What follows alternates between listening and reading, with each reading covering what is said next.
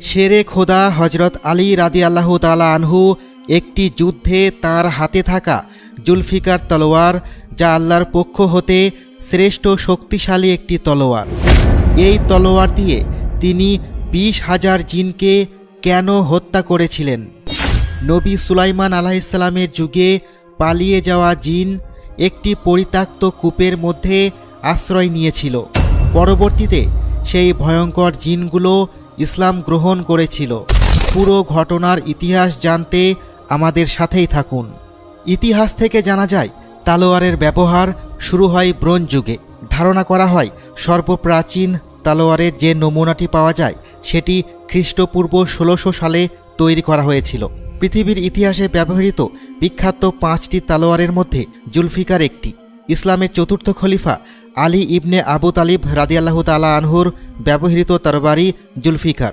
উহুদের যুদ্ধে হজরত মুহাম্মদ সাল্লাল্লাহু আলাইহি ওয়াসাল্লাম তাঁর চাচাতো ভাই আলী রাদিয়াল্লাহু তাআলা আনহুকে এই তরবারি দিয়েছিলেন। ইসলামিক বর্ণনা থেকে জানা যায় উহুদের যুদ্ধে মক্কার সবচেয়ে শক্তিশালী যোদ্ধার ঢালকে এক আঘাতে দ্বিখণ্ডিত করেন আলী রাদিয়াল্লাহু তাআলা আনহু। এই আঘাতে তাঁর তরবারিও ভেঙে যায়। এই ঘটনার পর হজরত মুহাম্মদ সাল্লাল্লাহু আলাইহি ওয়াসাল্লাম তার নিজ তরবারি জুলফিকার আলী রাদিয়াল্লাহু তাআলা আনহুকে দিয়ে দেন।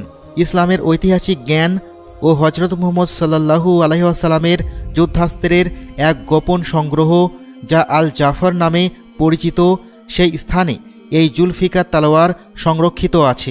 কথিত আছে জুলফিকার তলোয়ার আল্লাহর পক্ষ থেকে হজরত আলী রাদিয়াল্লাহু তাআলা আনহুর নিকট বিশেষ উপহার।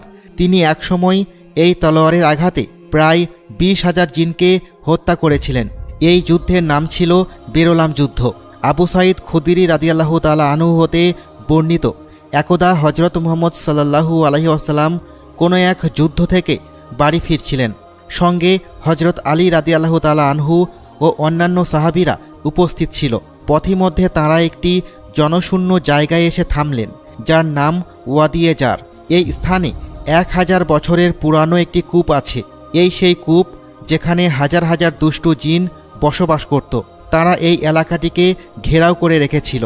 ইতিহাস থেকে জানা যায় এই জিনের দল একই স্থানে হজরত সুলাইমান আলাইহিসসালামের 1000 সৈন্যকে এই স্থানে হত্যা করেছিল।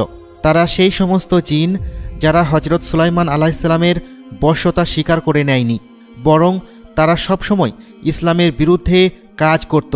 মহানবী সাল্লাল্লাহু আলাইহি ওয়াসাল্লাম সবাইকে এই অঞ্চলে থামতে বললেন এবং 10 জন সাহাবীকে আদেশ করলেন সেই ভয়ানক জিনেদের কূপ হতে পানি সংগ্রহ করে আনতে। সাহাবীরা সেই কূপের কাছে পৌঁছালেন এবং পানি তোলার উদ্দেশ্যে পাত্র কূপের ভেতরে ফেললেন। ঠিক তখনই এক ভয়ঙ্কর জিন হুঙ্কার দিয়ে বের হয়ে আসলো।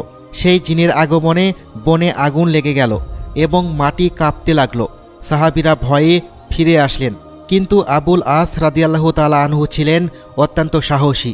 তিনি সামনে এগিয়ে গেলেন এবং পুনরায় পানি তোলার উদ্দেশ্যে কূপে পাত্র নিক্ষেপ করলেন।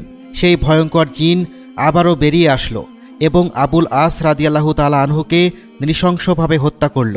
এই দৃশ্য দেখে সমস্ত সাহাবীরা মহানবী সাল্লাল্লাহু আলাইহি ওয়াসাল্লামের নিকটে চলে গেলেন এবং সমস্ত ঘটনা ব্যক্ত করলেন।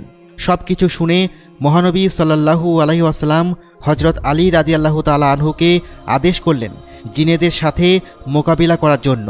আলী রাদিয়াল্লাহু তাআলা আনহু যেন এই আদেশের অপেক্ষায় ছিলেন। মহানবী সাল্লাল্লাহু আলাইহি ওয়াসাল্লাম আল্লাহর দরবারে আলী রাদিয়াল্লাহু তাআলা আনহুর জন্য দোয়া করতে লাগলেন। বললেন, হে আল্লাহ তাআলা, আপনি সকল বারের ন্যায় আলীকে যুদ্ধে সফলতা দান করুন। হজরত আলী রাদিয়াল্লাহু তাআলা আনহু সেই কূপের নিকট পৌঁছালেন।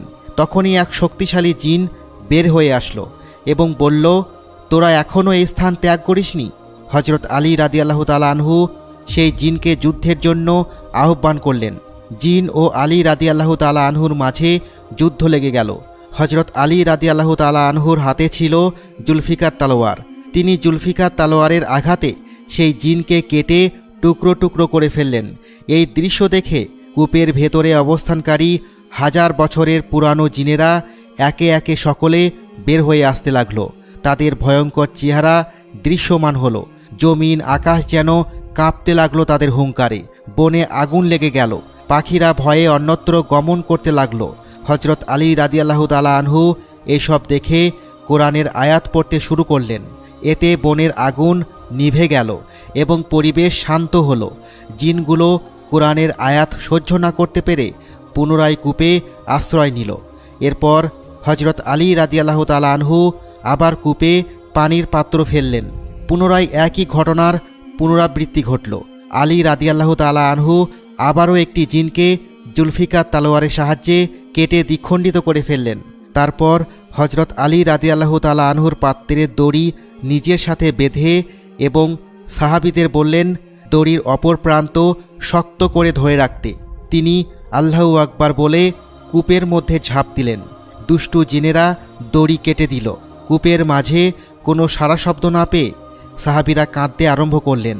ওদিকে হজরত আলী রাদিয়াল্লাহু তাআলা আনহু ও জিনেদের মাঝে তুমুল যুদ্ধ লেগে গেল। ইতিহাসবিদ বলেন সেই দিন হজরত আলী রাদিয়াল্লাহু তাআলা আনহু জুলফিকার তলোয়ার দিয়ে প্রায় 20,000 জিনকে হত্যা করেছিলেন, যারা হজরত সুলাইমান আলাইহিস সালামের সময় থেকে হাজার হাজার বছর এই কূপে বসবাস করছিল। পুরো এলাকাকে নিজেদের আস্তানা বানিয়ে রেখেছিল।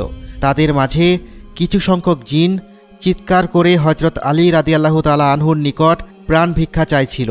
সেই তীব্র চিৎকারের আওয়াজ শুনে উপরে অবস্থানকারী সাহাবীদের মুখে হাসি ফুটে উঠল। আলী রাদিয়াল্লাহু তাআলা আনহু জিনেদের 3 কালেমা পড়িয়ে মুসলমান বানিয়ে দিলেন এবং তাদের মধ্যে একজনকে দলনেতা বানিয়ে দিলেন। কথিত আছে বেঁচে যাওয়া সকল জিন পরবর্তীকালে ইসলামের সেবায় নিজেদের নিয়োজিত করেছে।